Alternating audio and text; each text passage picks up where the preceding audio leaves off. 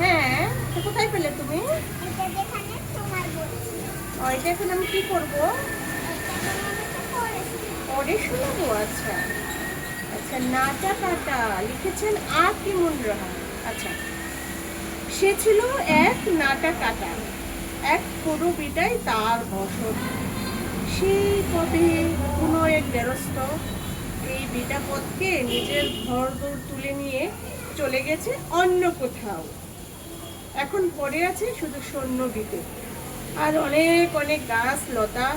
একদিন এই বিটার গেরস্ত বউ নিজ হাতে যেসব গাছ লতা বুনেছিল তাদেরই বংশধরীরা। বুঝতে পেরেছো? দেখছো এই যে গাছ লতা। হ্যাঁ, এই যে গাছ লতা বলতে এই যে এখানে যেগুলো, এটা গাছ, গাছের যে অংশ বিশেষ এগুলো হলো লতা পাতা। এটার বিষয়টা হলো এই বাড়ি থেকে চলে গিয়েছে, হ্যাঁ, পুরনো বাড়ি। কিন্তু পুরনো বাড়িতে যে গাছপালা, আমরা যেমন বাড়ি থেকে চলে এসেছি কিন্তু সেই বাড়িতে তো অনেক গাছ লতা পাতা আছে না, অনেক আমরা যেগুলো লাগিয়েছি সেগুলো আছে।